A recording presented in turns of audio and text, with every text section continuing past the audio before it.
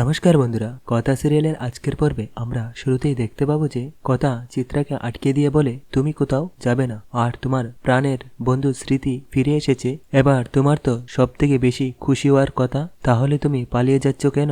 আর যে ফুলদার সঙ্গে মায়ের নাম সবার সামনে জড়িয়েছ তাদের মধ্যে তো ভাই বোনের সম্পর্ক রয়েছে। তখন চিত্রা কথাকে বলছে তুমি কি বলতে চাইছো, আর আমার হাত ছাড়ো। তখন কথা বলে নাটকের শেষ অংশে তুমি থাকবে না, এটা তো হতে পারে না। আর এইদিকে দাদুভাই সঞ্চিতাকে ডেকে পাঠায় আর বলে বড় বৌমা, আমাদের সবার মনে কিছু প্রশ্ন আছে, আর সেটার উত্তর না পেলে তোমাকে বড় বৌমা হিসাবে আমি মানতে পারছি না। আর সেই দিন তুমি কোথায় চলে গিয়েছিলে, আর কার সঙ্গে গিয়েছিলে? আর এদিকে কথা চিত্রাকে নিয়ে এসে বলে কর্তা দাদু একদম ঠিক কথা বলেছে, আর পরিবারের একজন মানুষ হঠাৎ করে উধাও হয়ে গেলে তার ব্যাপারে তো চিন্তা হবেই। আর মায়ের বদনামের পেছনে যদি কারোর দোষ থাকে তবে সে হচ্ছে মেজুমা, তা না হলে একজন বন্ধু আরেকজন বন্ধুর নামে এই সমস্ত কথা বলতে পারে না। মা তো গিয়েছিল ফুলদার মিষ্টি মেলায় পিটি পুলির দোকান দিতে, আর এই কথাটা একমাত্র মেজুমাই জানতো। তখন দাদুভাই বলে ফুলদার সঙ্গে যে বড় বৌমার ভাই বোনের সম্পর্ক ছিল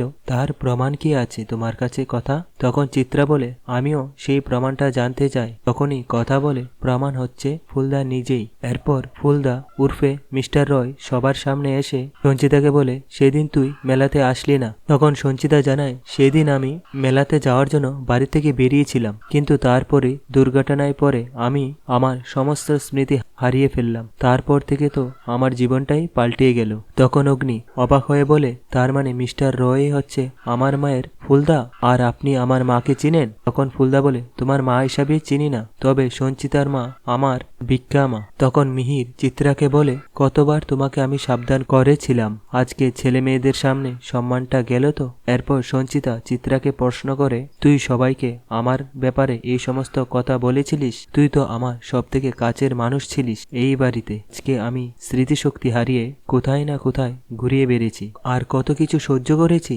এরপর চিত্রা চিৎকার করে বলে আমি কি মিথ্যে কথা বলেছি? তুই স্টল দিতে চাসনি? তুই ফুলদার সঙ্গে লুকিয়ে লুকিয়ে দেখা করতে যেতি না? তুই বড় ব্যবসা খুলতে চাসনি? তখন সঞ্চিতা বলে আমি যেটাই করতে চেয়েছিলাম এই বাড়িতে কাউকে লুকিয়ে করতে চাইনি। ফুলদার পৈতের সময় আমার মা ভিক্ষে মা হয়েছিল, তুই তো ফুলদাকে চিনতিও না, তাহলে তুই তার সঙ্গে আমার নাম জড়িয়ে নোংরা কথা কি করে বললি তুই?